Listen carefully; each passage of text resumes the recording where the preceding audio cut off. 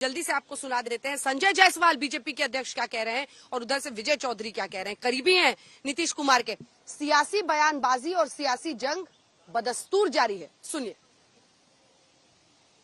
जब भी जहरीली शराब से मौत होती थी तब हम उनके पास जाके शिकायत करते थे कि यह पुलिस और माफिया के मिलीभगत से हो रहा है, इस पे आप रोकिए।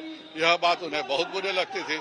जब यहाँ पर हत्याएं होती थी, अपहरण होता था, लूट होता था, तब हम मुख्यमंत्री जी के पास जाते थे कि कृपया कर पुलिस को एक्टिवेट कीजिए।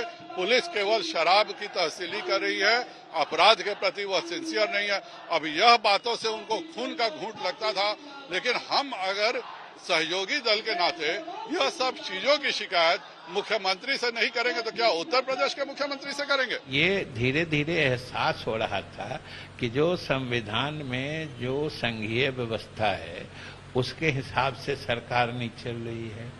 जो बहुत सारे मुद्दों पर, संवेदनशील मुद्दों पर हम लोगों के सोच में भिन्नता हो रही थी और साथ रह के अलग अलग बात दो तीसरी तरफ की करें तो ये अच्छी स्थिति नहीं होती है। और अब रिश्तों में गरमाहट की जगह कड़वाहट बच गई थी। आरजेडी और तेजस्वी से समझौता कर सत्ता में जाना एक बिहार की जनता और बिहार के जनादेश के साथ धोखा है। लोहिया, जयप्रकाश नारायण और जॉर्ज के नीति के साथ धोखा है।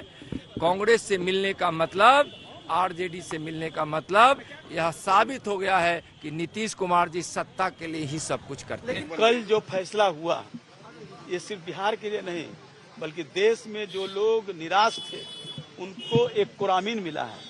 और देश में नरेंद्र मोदी की और जो सांप्रदायिक ताकतें हैं और आरएसएस की जो कुचक्र चला था उस पर विराम लगेगा। और देश में नरेंद्र मोदी के खिलाफ जो भी शक्तियां हैं, जो भी लोग विपक्षी पार्टी, सब लोग मिल करके उसको 2024 में हटाएंगे। तो हम ये पूरा आपको हमने सुना दिया है जो सियासी घमासान छिड़ा हुआ है। हिमांशु हमारे साथ बीजेपी दफ्तर से जुड़ रहे हैं, लेकिन उससे पहले संजीव चौरसिया जी है, दीघा विधानसभा क्षेत्र यहीं से हैं विधायक जी आप जी, है ना।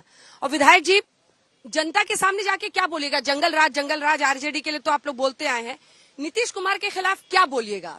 क्योंकि ऐसा तो है नहीं कि आप लोगों पर आसमान अचानक से गिरा। आप लोग जानते थे कि तेजस्वी जी को बीच मझधार में छोड़कर आपका उन्होंने दामन थाम लिया था, तो इसकी पूरी प्रोबेबिलिटी थी कि इस बार आपके साथ आए थे तो उधर चल जाए। किसी को निराश नहीं करते हैं, पूरा 5 साल पूरा कर देते हैं, हाँ अगले टर्म में कर देते हैं नीतीश बाबू।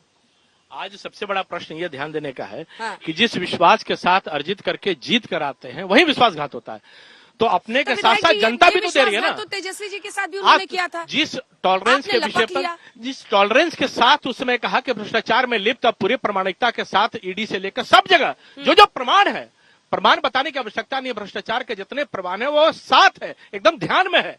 आज वो छोड़कर उस नीति के आधार पर स्वयं आके कहने का काम किए। आज जीरो टॉलरेंस की बात करते हैं, भ्रष्टाचार की बात करते हैं कि नहीं हो पाएगा, तो उन भ्रष्टाचारियों से जाके मिलने का काम किया। तो देश की जनता भी समझ रही है, साथ साथ तो पार्टी के साथ साथ जनता भी समझती है कि जिन विश्वास के मतों पर लेकर संवेदना के साथ जुड़कर आप आते हैं, वोट अर्जित करते हैं, वही विश्वासघात करते हैं। सबसे बड़ा मैंडेट और प्रचंड आपको ध्यान में है कि 210 में आया, 200 से ज्यादा सीटें आई। आरजेडी तो नस्ताबूत हो गया था, फिर भी उस प्रकार से अर्जित करके वहां जाने का काम किए।